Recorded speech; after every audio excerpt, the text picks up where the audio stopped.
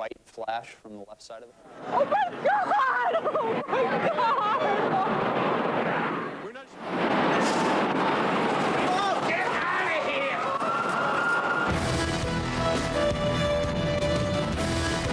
This is 3 News with John Campbell and Carol Hirschfeld.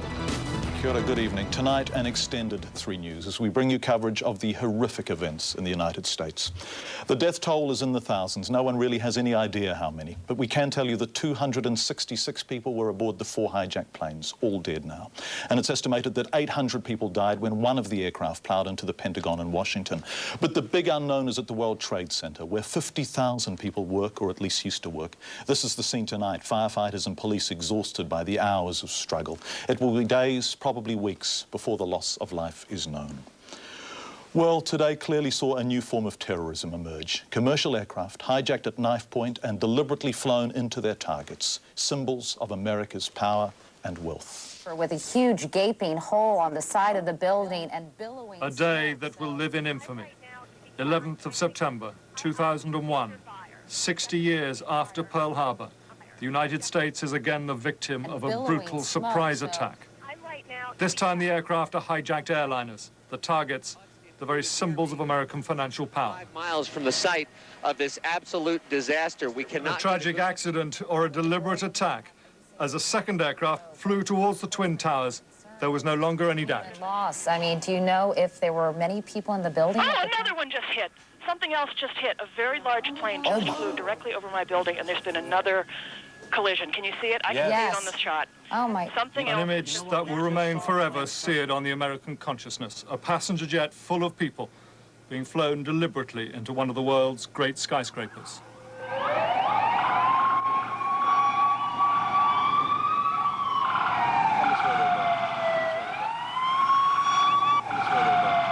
On the streets below, utter pandemonium. Don't worry, don't worry. Don't worry. Where's your...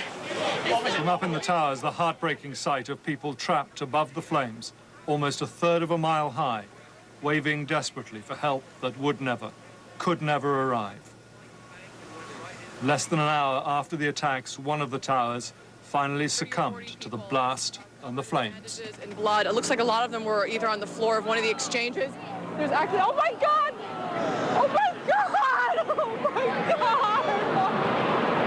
We're not sure exactly what happened, but there was another explosion on the far side of one of the buildings from where we're standing. The entire top of the building just collapsed. You can see the plume of smoke is coming in our direction. Let's get out of here, Ralph. We're going to leave because of... There is no indication how many people were evacuated before the collapse, nor of how many emergency service personnel may have been caught up in the millions of tons of falling concrete, steel and glass. A few minutes later, the second tower began to crumble.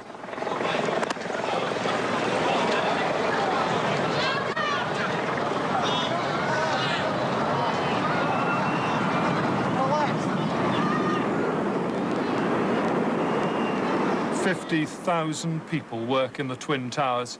150,000 visit them on an average day. It beggars the imagination how many people may now be lying dead in the rubble of Lower Manhattan. Physically, psychologically, New York City will never be the same." Skyscrapers, 2 of the defining characteristics of the Manhattan skyline. They are no more, and one can scarcely comprehend the loss of life. Come down the steps, everything fine till we got to the basement, and then everything just fell in. I got trapped in there with another guy, crawled out, kept getting hit in the head, had bags all around. Finally, we clawed our way out over the rubble. I was just standing here watching the World Trade Center after the first plane hit. I just saw a second plane come in from the south and hit the south tower halfway between the bottom and the top of the tower. It's got to be a terrorist attack. I can't tell you anything more than that. I saw the plane hit the building. And we heard a big bang, and then we saw smoke coming out, and everybody started running out, and we saw the plane on the other side of the building, and there was smoke everywhere, and people are jumping out the windows. Over there, they're jumping out the windows, I guess, because they're trying to save themselves. I don't know. I was standing next to One World Trade Center, and then all of a sudden I heard rumbling, and we all started running away from it. The glass like blew out and threw me onto the sidewalk, and I couldn't see for like 20 seconds. And then I started seeing vaguely the street, and I just started walking, and my eyesight came back. I see you're bloody. You have dust all over you. Yeah, it was bad. It was like a dust storm or something. Like I couldn't see anything. How badly are you hurt? I have no idea. As soon as she got hit, I was thrown to a window. So I was very lucky to get out. There's a lot of people that didn't get out. There's a lot of people coming down the stairs, burnt up. It's bad. We just come out of Tower 1. We were walking towards Broadway. They're saying, move along, move along, move along. I looked up as soon as we got across the street. I looked up, I saw the tower start to buckle. I just turned and ran, ducked down, put a jacket over my head. 3 or 4 of us huddled together, and it was just black everywhere. Were you covered? Were you hit with debris? No. But I mean, I was ducked behind a subway cover, so I put with the jacket over. The 3 of us, all of us huddled together. There was, dust and whatnot everywhere, but it was.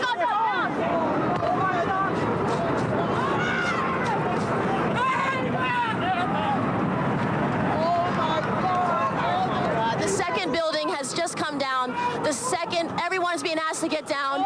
Come down. Can't even look at it. Because all I can see are people. I don't see a building, I see people. People hurt. Children without mothers and fathers tonight. But as the nation watched the horror of New York on live television, the assault moved to a second front. Saw the tail end of a large airliner plunge into the Pentagon. Another hijacked airliner, the third, flew across Washington, D.C., past the White House and slammed into the Pentagon. The very heart of the American military colossus engulfed in flames, evacuated, left impotent by the most brutal act of terrorism in history. There was this tremendous explosion as it hit the Pentagon. I looked over, and the smoke started coming up. The president was in Florida. He moved not to the White House, but to a strategic command center in Louisiana, from where he and his senior officers could coordinate a response. Make no mistake, the United States will hunt down and punish those responsible for these cowardly acts. The resolve of our great nation is being tested. But make no mistake, we will show the world that we will pass this test. God bless. He will be under immense pressure to respond decisively and with force. It is unlikely, though, that he will need much encouragement. As military jets patrolled the skies above the capital, all fingers were being pointed accusingly at the terrorist network of Saudi fugitive Osama bin Laden, considered the only one with the resolve and the resources to carry out such a well-planned, coordinated, audacious attack. Fingers are being pointed, too, at the American intelligence services for their abject failure to predict or forestall what happened here today. But that is for later. Today, this is a nation numb with shock and disbelief. If they're not safe in the World Trade Center, not safe even in the Pentagon, they are now learning they are not safe anywhere. After that report was filed, a third New York building collapsed. Known as Building 7 of the World Trade Center complex, the skyscraper sent up clouds of dust and rubble as it went down. Emergency crews had expected the building to collapse and it had been evacuated. Flames and smoke were seen spewing from the office tower before it fell. Most of the buildings in the complex were built in the early 70s. Well, 3 News reporter Wendy Petrie is in New York. It was Wendy who woke us this morning with a phone call about 1 a.m. saying someone had flown a plane into the World Trade Center 17 hours after that first impact. How is the mighty city of New York coping now? Wendy, hello to you. What's it like there tonight?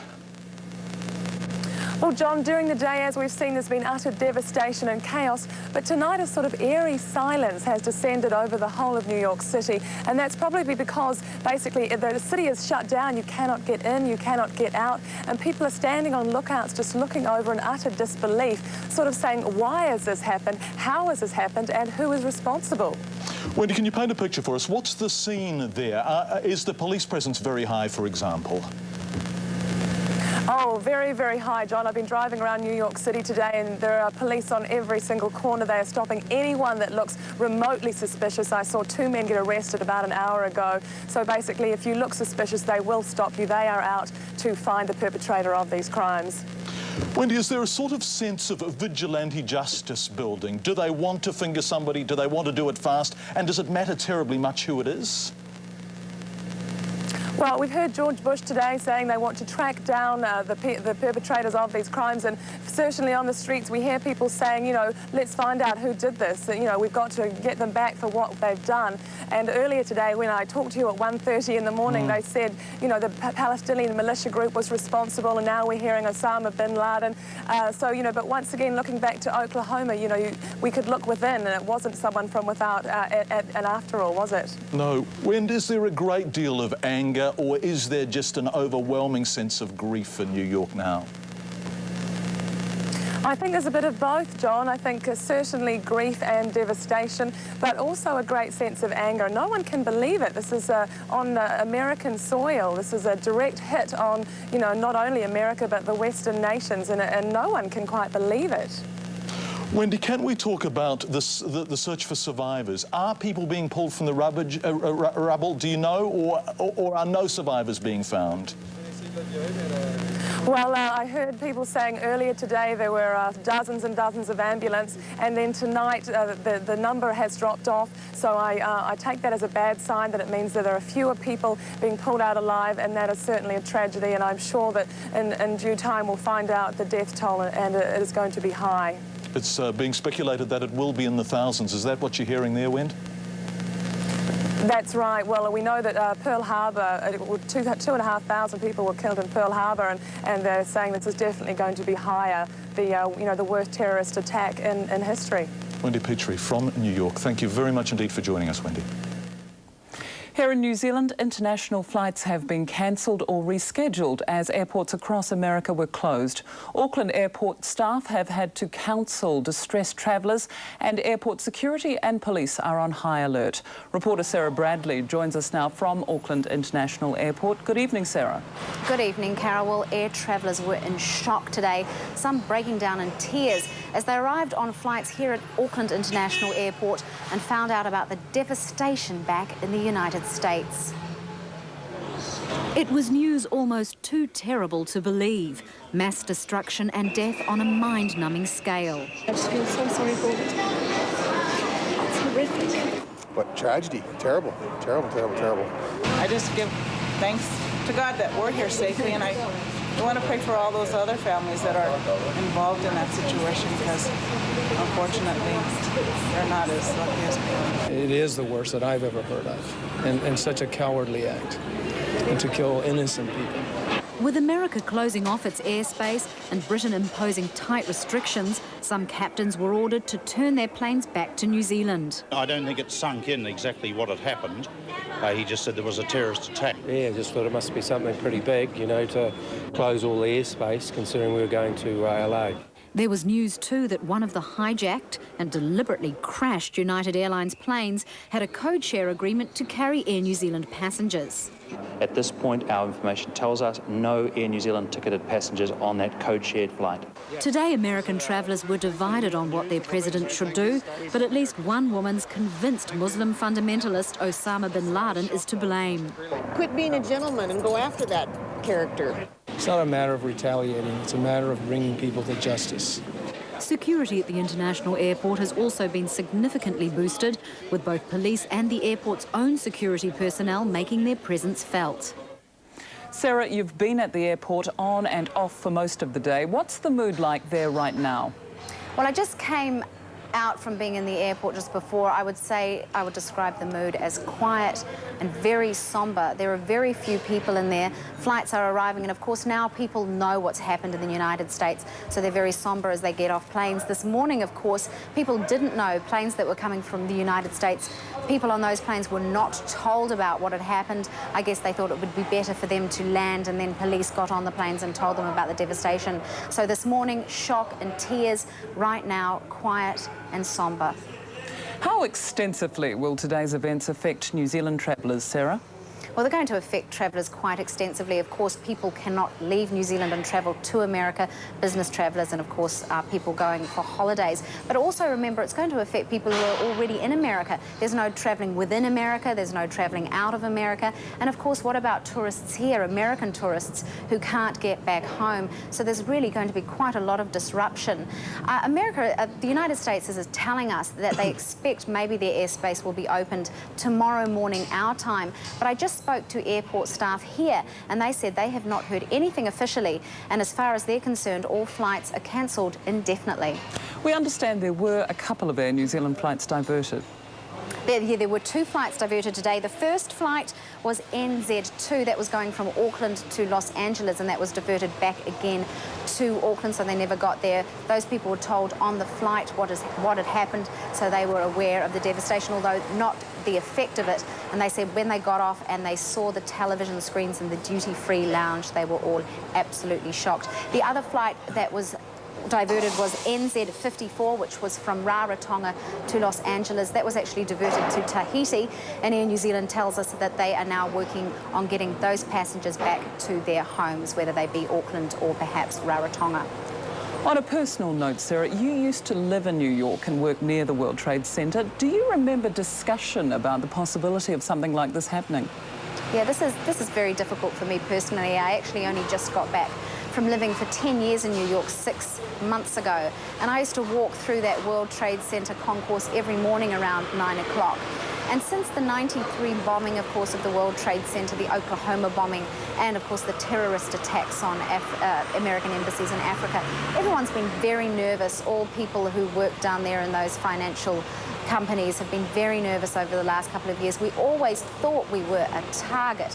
I mean, you know, the financial capital of the world, a place where over 50,000 people work, and so there was always a sense that terrorists would target the World Trade Center in New York City. And tell me, have you been able to get through to friends today? Luckily, I have gotten through to most of my close friends over in New York, and everyone is safe, but there are still some people I haven't heard from that I worked with. Of course, I work with a lot of colleagues at companies in the World Trade Center, lawyers, financial firms, so I am very concerned, and it's very hard to get through to America at the moment with the phone lines. Reporter Sarah Bradley from Auckland International Airport. Thanks for joining us. Well, we're joined now by Acting Prime Minister Jim Anderton, who's at Parliament in Wellington. Thanks for joining us, Mr. Anderton. Fine, John. What an awful day for humanity, eh? Well, it is. As I said, I think this morning, this wasn't just a blow against America, it was a blow against humanity. And as the news has come in and the casualty toll inevitably looks completely disastrous, one can't just wonder what on earth we've reduced ourselves to as humankind when the anger and hatred is so great that this mindless, insane terrorism, which destroys innocent people in huge numbers, is somehow put up as a weapon for a cause, whatever that cause might be. I can't imagine that the cause has done itself any good today. Mr. Anderton, do we know about the fate of any New Zealanders working in the World Trade Center? No, we don't. We can in some ways say that no news is good news, but the truth is there's very little news about any casualties. We have been checking all day as to whether there are any New Zealand companies in the World Trade Center. I haven't got any information that confirms that there is any, except that anecdotally we know there are a lot of New Zealanders working for international and United States companies in the World Trade Center, just as your reporter was talking about, and it's almost beyond belief that we would have escaped unscathed. I would imagine there are not many nationalities or countries in the world that have escaped some kind of problem as a result of this catastrophe. What about the search for a perpetrator? This is a natural thing to do, I guess. Are people jumping the gun? Do we have any idea really who it was? Well, we don't. The agencies that we have, our security agencies, are of course in touch with their brother and sister agencies throughout the world and in America. I would imagine that the United States Security Services will be going through the passenger list of those aircraft with a fine-tooth comb, and you wouldn't have to be a rocket scientist to work out that they will find out who the odd people out in those passenger lists are. It's inconceivable, for example, that there weren't pilots on that plane as terrorists or a pilot, because the way those planes were flown, they were flown with great deliberation and, dare I say it, without any admiration, skill. And the planes were powered into those buildings. They weren't just striking them glancing blows. They were meant to be death blows, and of course they were. Jim Anderson, very quickly, is there anything in real terms that New Zealand can do to help people in New York? I doubt it. And New York is, you know, 3-4 times bigger than the whole of New Zealand, and the United States is many times bigger than New Zealand, so they have the resources to cope. I think the United States will be comforted to know that for all of the disagreements there are around the world from time to time with such a large and powerful nation, the whole world is united behind the American people in their hour of need. There is enormous sympathy pouring out towards them. In Wellington here, spontaneous bouquets of flowers at the United States Embassy, and a huge welling up, I think, of support for a nation that is under siege, no question, but it is a powerful and a proud nation. Its flags are flying here in Wellington, and I think we'll see America emerge from this, and New Zealand and all the other countries of the world who must strike a blow against terrorism permanently if we're to have any sense of peace and contentment as an international community, will and must stand behind them. Jim Anderson, Acting Prime Minister, live from Wellington. Thank you very much indeed. Special church services were held in several parts of New Zealand today so people could pray for the victims and their relatives and friends. About 80 people attended a service at Auckland's Tabernacle Baptist Church. Workers on their lunch breaks and passers-by listened as the pastor called for New Zealanders to share the burden of those suffering. We pray that their hearts return to you. We're going to take a break now, but don't go away. We'll be back shortly with reaction from the US Embassy in Wellington, plus more coverage of the tragedy from America. And we posed the question, who's responsible? Now, we've just received pictures of the first aircraft to crash into the World Trade Center. The cameraman was filming the emergency services, inspecting a drain, believe it or not, when a low-flying plane catches his attention. The passenger jet explodes into a fireball after it crashes into the tower. Oh, shit!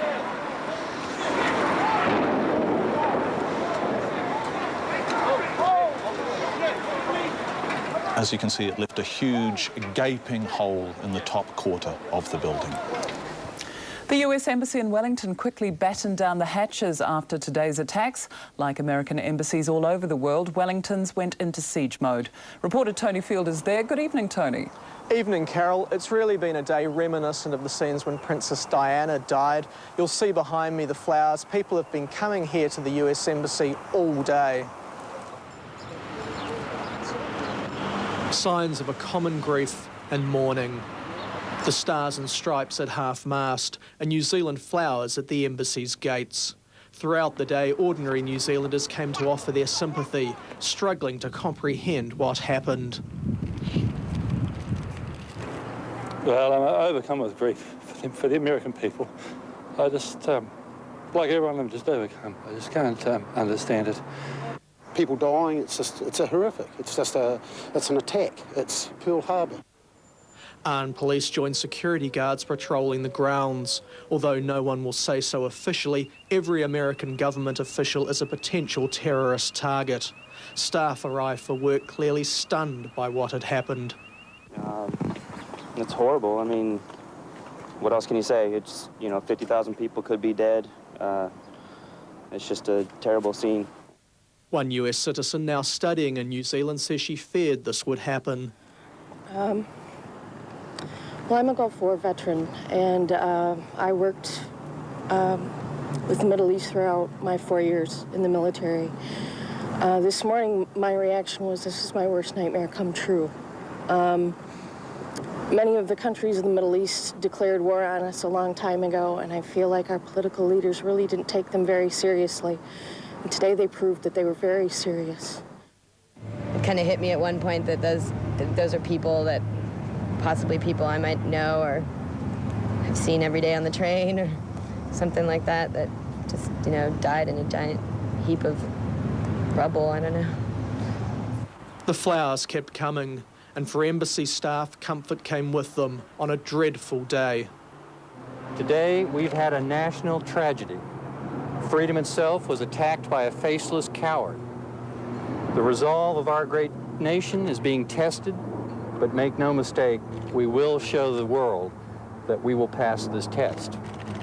I would like to express my sincere thanks to the government of New Zealand and to all those who have called, or as you see here, have brought flowers to express their sympathy. It's very gratifying to see the strong bonds of friendship between our two countries. Other Americans, moved to tears, brought their own flowers as they struggled with anger and despair. Death is too good. Death is too easy for them. If they could suffer for every life that they took, it wouldn't be enough. Tony, the embassy is the obvious place for people to go for information. What's their latest advice? Well, their advice is that for the time being, most of the services they normally offer to the public have been suspended. For example, visa applications are no longer being processed until further notice. However, the embassy says that any American citizens living here in New Zealand who have an emergency situation can contact the consulate office in Auckland. That number's available through directory services on 018. But the embassy is stressing that anybody who has any concerns or queries about relatives, friends living in the United States, please don't phone either the embassy or the consulate office for the time being, because all their phone lines are understandably being tied up dealing with this crisis. You've spoken to lots of people coming and going there, obviously, Tony. What's been the general mood? Very sombre mood, and really a sense of utter disbelief. You know, people are, struggling to really grasp, what has happened, to understand why anybody would do this. Interesting, a number of people have likened this momentous occasion, the same emotions they say they felt when they heard the news in 1963 that US President John Kennedy had been assassinated. Tony Field from the US Embassy in Wellington, thank you. Well, no one has claimed responsibility for the attacks, but the denials are coming thick and fast. The PLO and Afghanistan's Taliban have both expressed shock and said unequivocally it wasn't them. Osama bin Laden, a Saudi-born billionaire, has been waging a terrorist war against American interests from his base in Afghanistan. And his Islamic extremists may be the ones with the organization and the audacity to commit such an outrage. Last year, bin Laden's followers launched a suicide bomb attack against the USS Cole in the port of Aden, killing 17 sailors. And in August 1998, American embassies in Kenya and Tanzania were bombed by bin Laden's extremists. 224 people died. The World Trade Center's towers had previously been attacked 8 years ago, 6 people dying in a basement car bomb. Again, bin Laden's Al-Qaeda organization was held responsible. They've attacked our embassies in Africa. If it looks like a duck and quacks like a duck, it's probably a duck.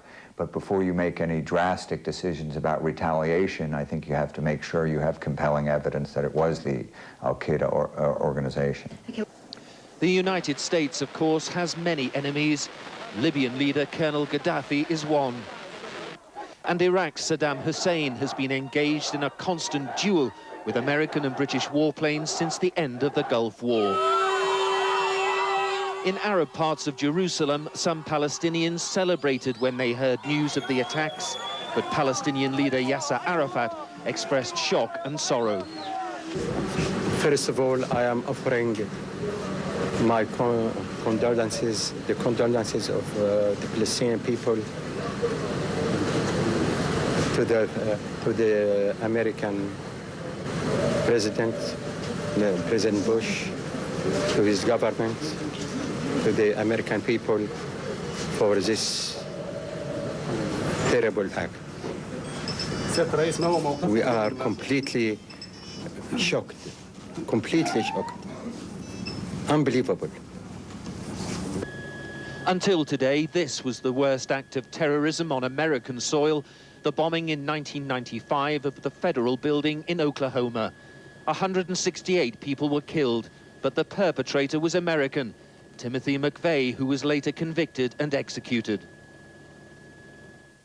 But those responsible for this were surely not Americans, and the finger of blame must point to Islamic fundamentalists. Bin Laden declared clearly 5 years ago that he will attack American interests and American embassies and American troops in the Middle East. He issued a fatwa, which is Islamic ruling calling to kill the American and to kill the Jews. So the man declared his intention clearly. So when something big like this happens, usually the finger will point it at him.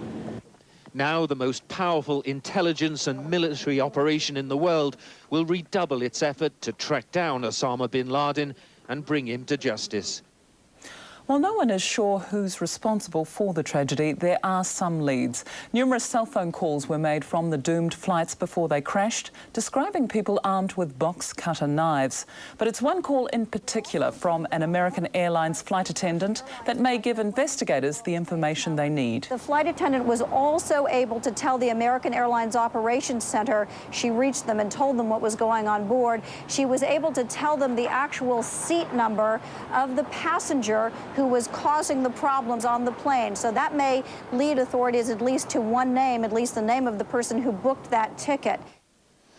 Well, a mystery explosion in the Afghan capital, Kabul, briefly heightened suspicion that the mastermind behind today's attack was Osama bin Laden. The explosion came after the attacks on New York and Washington and was for a time believed to be an American response. But the US Defense Secretary says the US did not attack the city. Bin Laden, although a Saudi by birth, is based in Afghanistan. Until today, a terrorist attack on this scale was unthinkable. But every national security service is now hastily reviewing its ability to stop anything similar. Ultimately, though, the experts say they can offer no guarantee.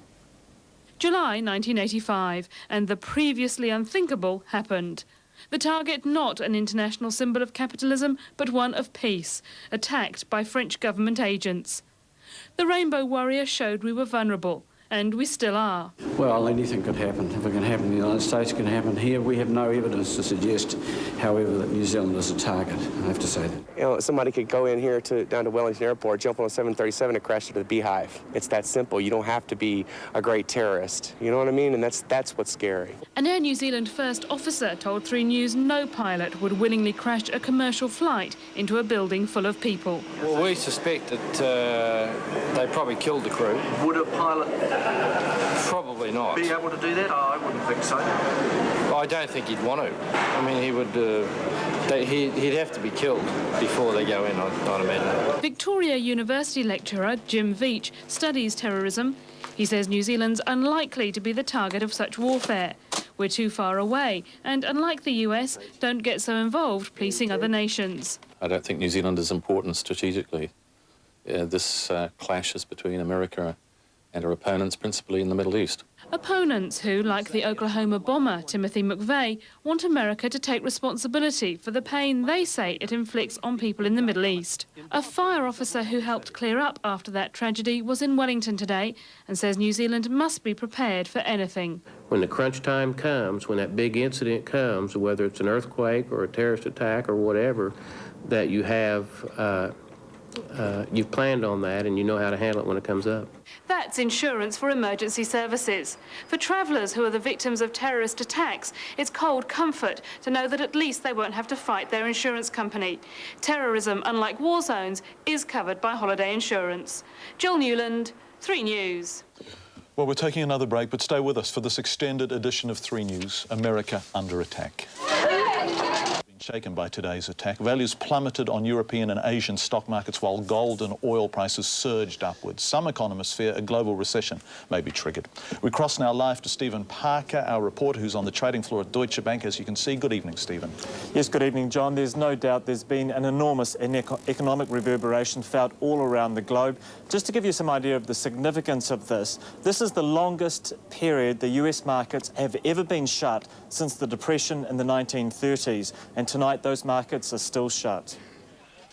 As the stunned survivors staggered from the dust and debris of the Twin Towers, this shock destruction of the financial nerve centre of America was felt around the globe. Just a kilometre away from the blast, the New York Stock Exchange and Nasdaq were immediately closed, sending all other share markets into a state of turmoil, starting on the other side of the Atlantic. The reaction was pronounced, and despite calls for calm, it was fearsome. We saw a plunge in share prices. The benchmark index of Britain's largest 100 companies rapidly turned a 97-point gain into a 260-point loss. The London Exchange was abandoned and operated from another building as many finance workers fled the city. We've been speaking to them this morning, like normally, and the next minute we know there's people, you know, put the phones down, and because the planes have gone into the building. I mean, we know people in those buildings, so I just think it's terrible. Across Europe and Asia, most stock markets reeled with an immediate loss of 5 to 10% in value. The US dollar also plunged, while gold and oil prices surged. In New Zealand, the stock exchange opened an hour later than usual and also slumped by 5%. Bad news, but better than early fears that the global financial system was about to collapse. And some of the initial concerns about the international financial system appear not to have eventuated. There was major concern that some of the settlements processes might be very severely disrupted. The US economy is already fragile and sliding into a recession. It's possible this terrorist attack could trigger a worldwide economic slump. That is a risk for the world economy. All depends on how the consumer in the United States reacts. If the United States remains weaker for longer, that will affect Europe, Asia, and ultimately New Zealand. All eyes will be on the American Federal Reserve to see how it protects the US economy. But back here, one early concern is that tourism is likely to suffer. There will no doubt be tightening of security on travel and all sorts of things which may cause economic impacts. No doubt in the short term this will impact quite severely in areas like tourism and so on, and people may have second thoughts about flying. All those sorts of things will occur. But in basic terms, the system seems to come through this test a little bit better than we feared. And with the greenback in a slide and all flights into the United States still on hold, and many of the world's leading finance houses obliterated by this blast, its economic consequences will be felt for a long time yet. Stephen, just how serious has this been for world markets? Well, you wouldn't want to overstate it, and you certainly wouldn't want to understate it. The immediate reaction was a very sharp one for the markets. Many lost 5% just like that. On a global scale, that's billions and billions of dollars in value lost instantly. There's been a certain amount of resilience, but the New Zealand stock market's a good example. Ended the day 5% down. And what's really concerning everyone now, and I guess this is where the analysis will come in, is just what impact that's going to have on the US economy. We've been hearing this talk about an imminent recession in the United States. Have we now got the trigger that is going to set off an American recession? And certainly that would have a global impact. Stephen, from the people you've been talking to, what's the feeling about the areas that will hurt the most? Well, I suppose there's a general question about overall production. If you're seeing the oil prices going up by a certain amount, that's going to have some impact. We're hearing reports in the United States, for example, there's some panic buying, concerns over the oil supply. The prices in California have jumped up by 20 cents a gallon.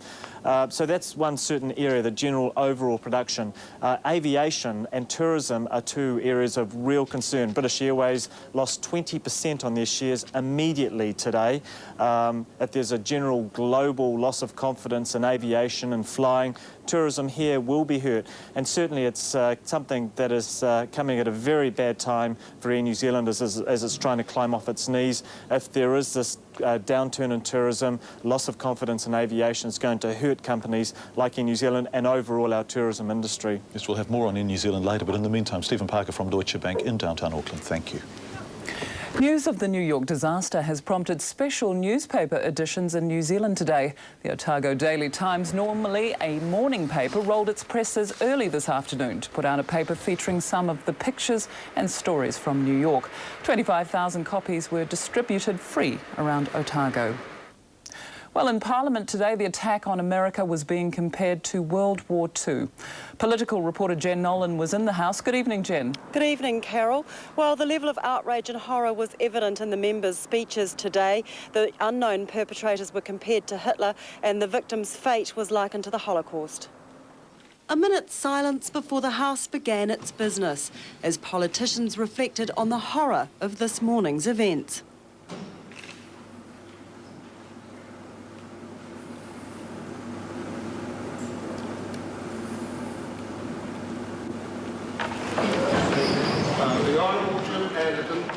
Acting Prime Minister Jim Anderton then led the special statements made by every party leader. As the nation gathered around radios and televisions and tried to make sense of this, I believe that a shared determination has grown. A determination felt by all decent people that the perpetrators of this violence must be brought swiftly to justice. Nationals Bill English spoke of a holocaust of innocent civilian victims. We also look to the strengths of the United States as they respond, their sense of justice and their sense of outrage. We applaud the message of President Bush that this free nation stands unbowed and that the perpetrators will be found and punished. Finance Minister Michael Cullen spoke for Labour. It is hard to understand how anybody can believe that their cause, whatever it may be, is advanced by such actions. Richard Prebble was the only one who saw it as a chance to score political points.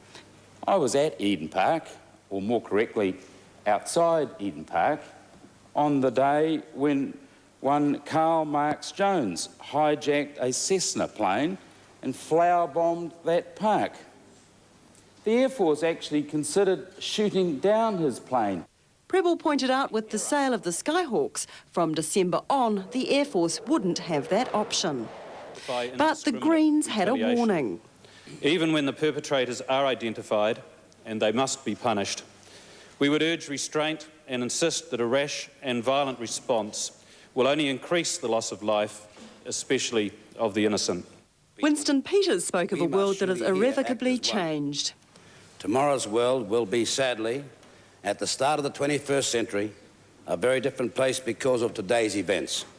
And United Futures' Peter Dunn echoed the feeling of many. Where the somewhat superficial, surreal and horrific world of the blockbuster movie became a grim and tragic reality. Jen, where's Helen Clark in all this? Well, she's been briefed throughout the day by telephone from officials here in New Zealand. She's just landed in Rome. She landed within the last hour and will be briefed by New Zealand diplomats at the embassy there in Rome. She's actually considering coming home. The conference, which was to be the focal point of this trip, the Progressive Governance Conference, has been cancelled. That was to be held in Sweden, cancelled because of today's events, and so she may just come home. For once, this didn't seem to be just an occasion for political grandstanding, Jen. No, it really wasn't. There was a palpable feeling of solemnity and even unity in the House today. All the leaders referred to the fact that the world will be changed from now on after the events of this morning. They all spoke of the fact that the attack wasn't just against the United States of America, but indeed against every Western democratic society, including us. Richard Prebble pointed out that we are the first democratic parliament here in New Zealand to resume sitting after the attack, and there was a real feeling that it must be business as usual, that these terrorists had targeted Western democracies and that we must be seen to getting on with the business of democracy. Jen Nolan from Parliament, thank you. Well, Australian Prime Minister John Howard was in Washington when the Pentagon was attacked. Indeed, his hotel was within sight of the Pentagon. He's now been moved for security reasons to the house of the Australian ambassador. The Prime Minister was holding a news conference at his Washington hotel only minutes after the catastrophe in New York when terror struck again only 3 kilometres away at the Pentagon. Through a window in the room next door to Mr Howard, flames and smoke could be seen suddenly billowing from the nerve centre of the US military, the site of a third major terrorist attack. Mr Howard was there only the day before. As US soldiers and police took control of Washington's streets, American Secret Servicemen and Australian federal agents immediately evacuated the Prime Minister from his hotel.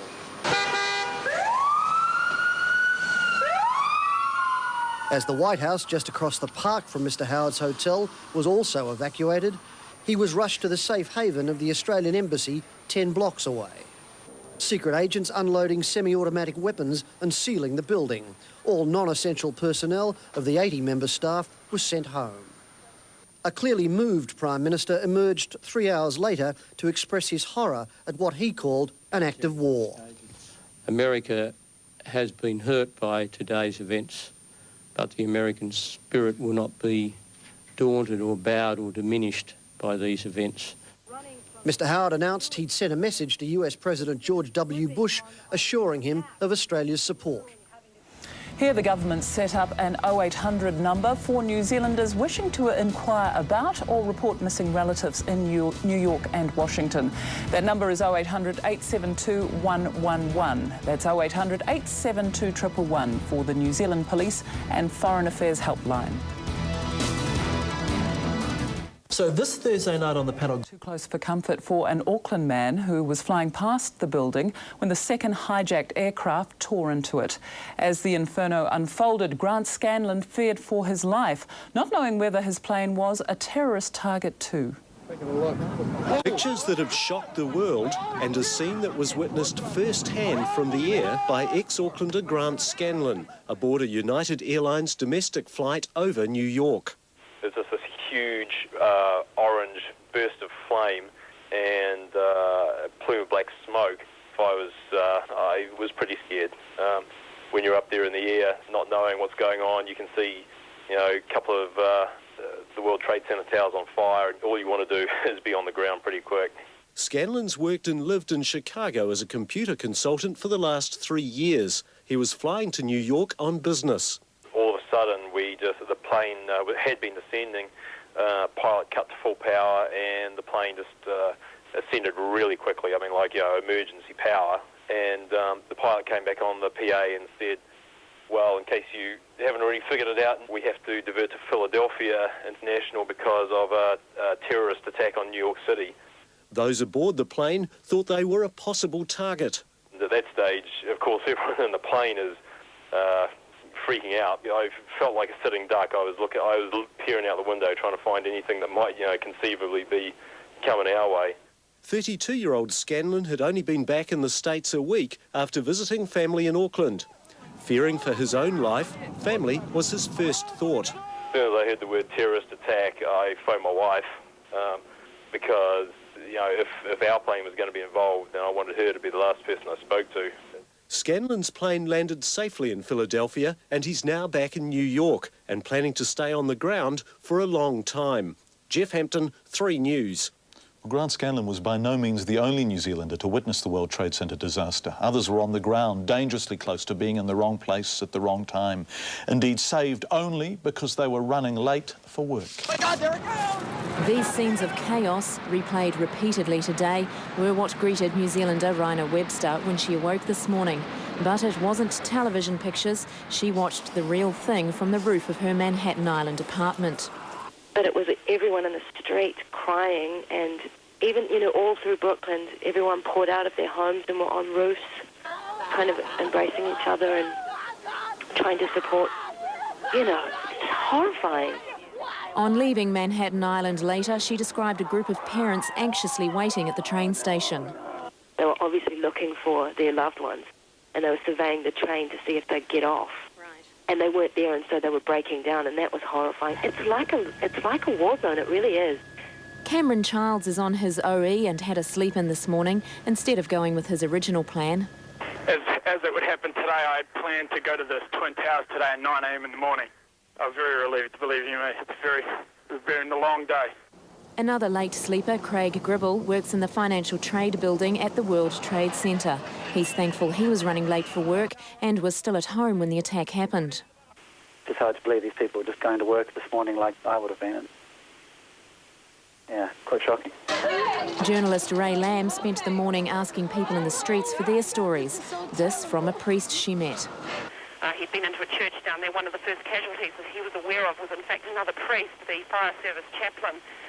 The body had been brought to one of the churches that's still standing, not too far from where the towers were, and apparently also a senior fire officer's body was there as well, and the floor of the church, he said, was covered in blood. So, very distressing scenes. No one knew what to expect in the hours following the disaster, and at the office of the New Zealand Consul General, staff took the obvious precautions.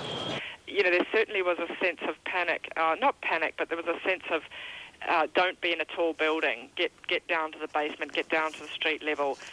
It's not safe to be up high, and indeed we got all our staff out of here. Although there won't be flights to New Zealand for a few days, it won't make a difference to the Kiwis we spoke to. They all said they won't allow the disaster to change their plans. Sharon Ferguson, 3 News.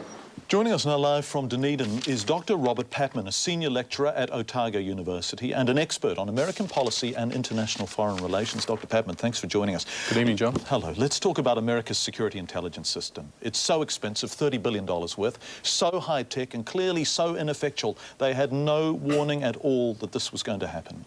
Yes, the United States seems to be being caught cold by the devastating events of today.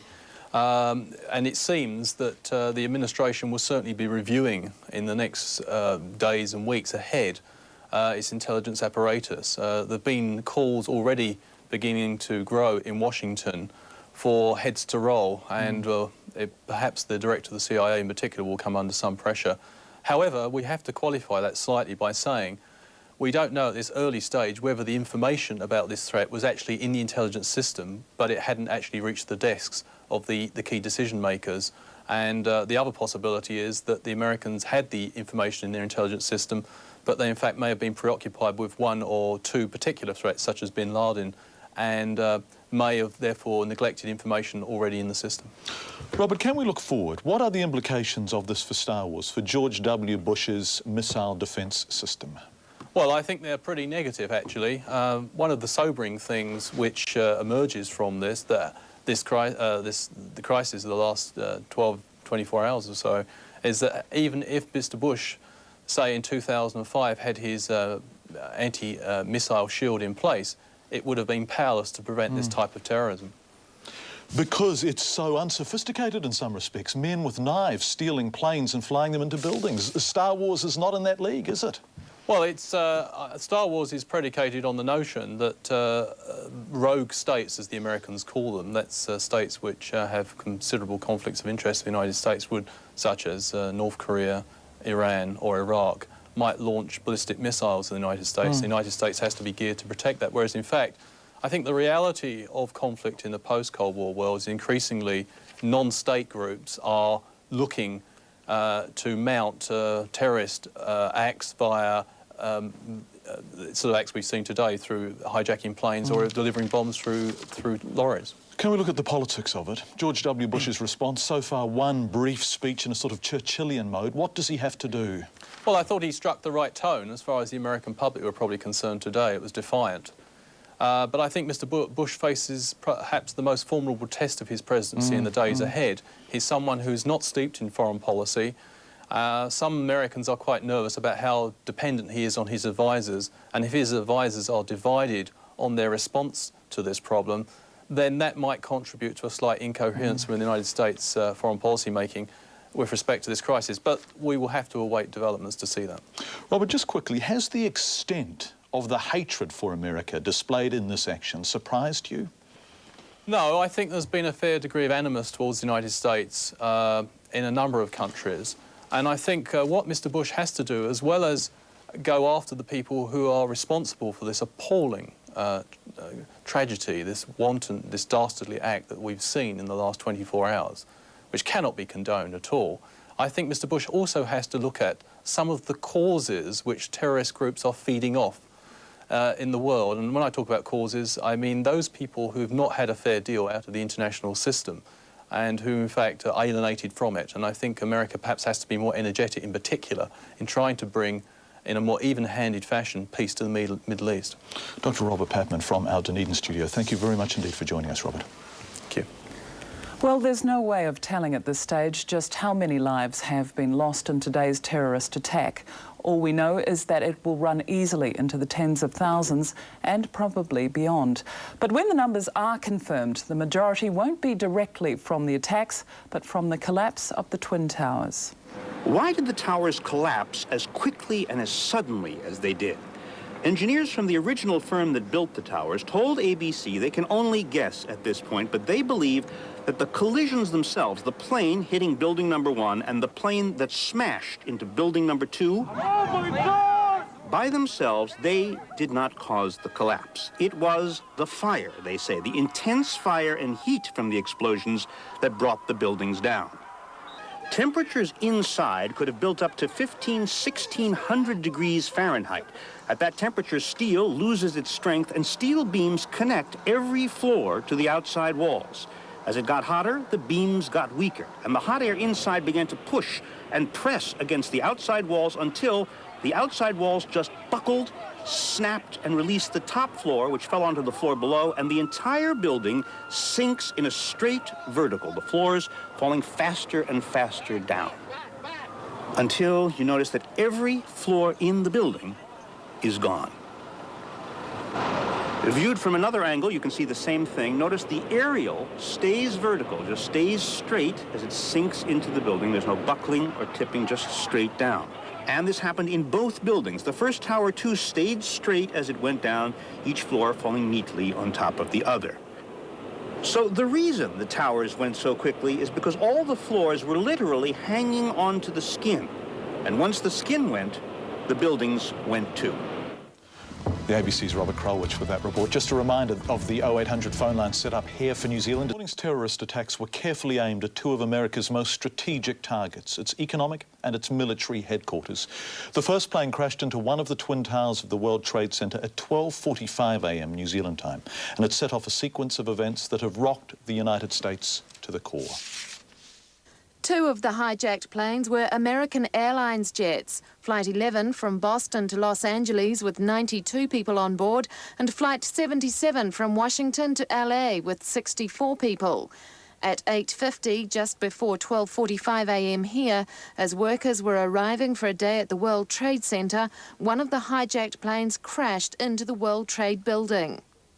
At 9:08, the other plane crashed into the tower, causing an inferno. At 9:30, yet another plane crashed, this time at the Pentagon in Washington, the nerve center of the American military establishment. 15 minutes later, the White House was evacuated. At 9:59, an hour after the first plane hit the Trade Center, one of its towers collapsed. At 10:25, over an hour and a half after the initial attack, a car bomb exploded outside the State Department. 3 minutes later, the second tower at the World Trade Center also collapsed. The center has towered over New York for decades. It imploded, showering one of the world's most populated cities with smoke and debris. In the aftermath of the attack, the Federal Aviation Authority closed down the whole U.S. air transport system. But by then, it was too late. Ingrid Leary, 3 News. It was a day of intense emotion for New Yorkers. Mayor Rudolph Giuliani congratulated his city for its response, but it'll be a long time before the residents of the Big Apple deal with what they saw and experienced today. As the upper floors of the Trade Center towers burned, inside, employees scrambled to escape. For the 82nd floor, and I don't know what my peers are. I don't know. I hope to God they're okay. And so I can say, I don't know what. We saw a shadow, it looked like a plane. Next thing we know, it was boom, and the floor started shaking. And then we saw debris fall down, and next thing we know, we had to get out of the building. We stuck on the stairs for a while. We finally got down to the lobby. Then when we get to the lobby, it was this big explosion. On the street, New Yorkers looked up and watched in horror.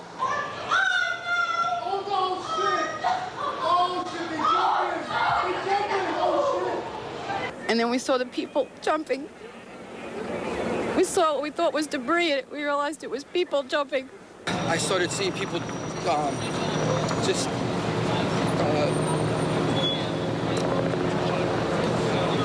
they started jumping out of the window, like at the 96th floor. They just started one at a time from different parts of the building. I just started seeing the people just drop, and drop.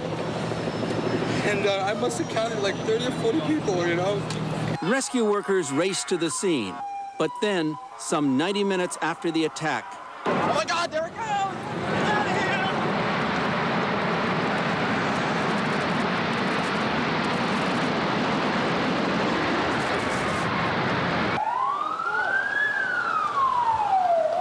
soot and rubble were everywhere, and with it, chaos.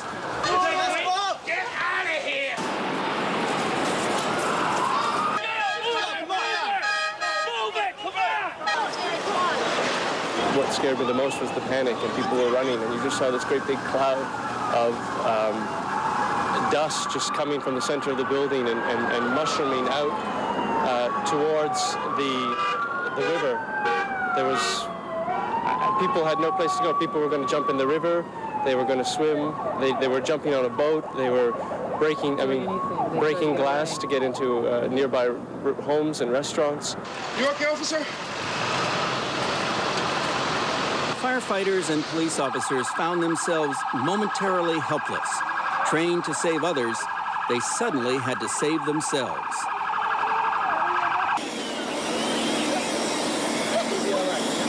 It's a war. We've been attacked. It's like World War II. It's World War II. This is unbelievable. Tonight, crews are standing by to start searching for the thousands of people feared missing in the debris. Well, imagine a clear blue New York sky, one of the most famous buildings in the world, and then from nowhere, at great speed, a plane that had become a missile. The following defining shot is not the work of a big network operator, but that of a freelance cameraman standing directly beneath the World Trade Center. In a day filled with images we may never forget, this one stands out.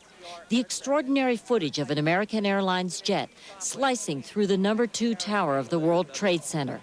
That image was captured by 40-year-old freelance cameraman Evan Fairbanks, who had been working 2 blocks away. I suddenly saw a white flash from the left side of the frame, and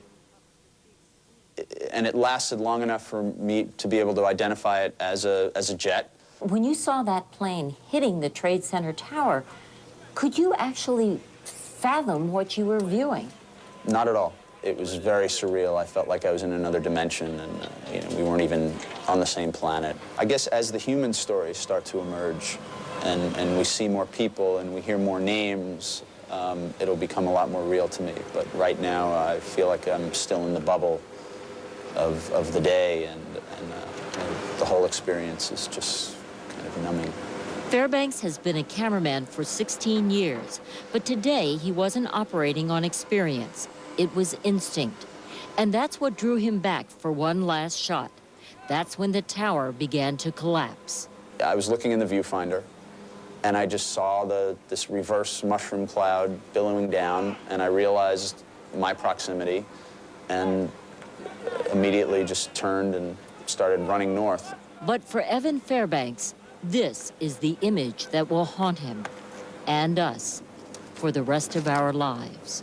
The image of that plane just coming out of nowhere, coming into the frame, and disappearing into the south side of the tower, as if a floor had been hollowed out and it was a hangar that it was just landing in. We've seen these images in movies, and we know that it's all artificial, and Hollywood makes it. And it's hard to put together that it's real this time. Well, ITN's reporter in Washington is James Mates. He was just a few blocks from the Pentagon when the plane hit there. I spoke to him earlier. Very much under discussion in Washington, the issue of how a $30 billion security intelligence system, that's 70 billion New Zealand dollars, which is supposed to prevent such things from happening, didn't even provide a warning. Indeed, John, a catastrophic failure of intelligence, of that there is no doubt. People are holding back from recriminating or pointing fingers at this stage because of the enormity of what's happened today, but very, very serious questions will have to be answered. It is believed that Osama bin Laden and his terrorist group based in Afghanistan were behind this.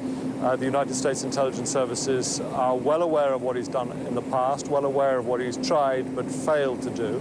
It can only be assumed that a very large part of their anti-terrorist resources were directed against him and his operatives, and yet there appears to have been absolutely no warning, hint or indication of something of this scale.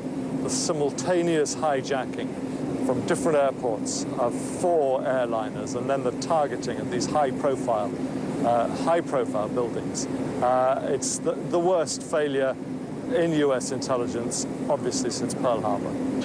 James, obviously people want to finger the person who's responsible or the group who's responsible, and the finger does seem to be pointing at Osama bin Laden. How confident are sources in Washington that he is the man, or is that just the natural inclination to blame someone? Well, very much everybody's finger is pointing in his direction. How much of that is a desire simply to blame someone, it's hard to say. But of course, this is the man who's threatened to do exactly this, who's tried to carry out these sort of attacks, particularly against airliners before, but has failed, who has already attacked the World Trade Center before, who's made with similar suicide bomb type attacks against the embassies in Kenya and Tanzania and against the USS Cole. So even from a layman's point of view, it has his fingerprints all over it. James, what's the mood like in Washington? What are people saying there? Well, absolute shock and disbelief. We were in our office this morning when the first incident happened. No one knew if it was simply a tragic accident or if it was something deliberate. Then as we watched that second plane crash into it and suddenly became clear what was going on, down on the streets here people were talking about it, and then suddenly there was this attack here in just a mile or two away at the Pentagon, and people were in almost panic, saying what on earth is happening here, where is it going to stop, who's next? News that the whole of the federal government had shut down, the White House, the Capitol evacuated, and this is all unprecedented. The United States has suffered nothing like this for 60 years, since 1941. Most people obviously don't begin to remember that, although it's in the folklore. But now they've lived through a day like the 7th of December 1941, and without a doubt it's a day that none of us here in the heart of it would ever forget. James, just briefly, this will define George W. Bush's presidency, how he responds to this, won't it? He has to find both the words and the actions. This is the time when presidents are tested. Bill Clinton went through it with the Oklahoma bombing, although, of course, he didn't have to find a response as soon as it became clear that this was a domestic attack. Bush has not only to find the right words when he addresses the nation this evening, he then has to find the right response, sufficient, proportionate, accurate. He has got to do something which satisfies people here that those who conducted these appalling attacks have been gone after and punished. And anything less than that, he may find it hard to recover from. It really will define his presidency. ITN's James Mates from Washington. Thank you for joining us, James. Well, that completes our coverage of the terrorist attacks for the moment, and we're going to look now at the other big news story of the day.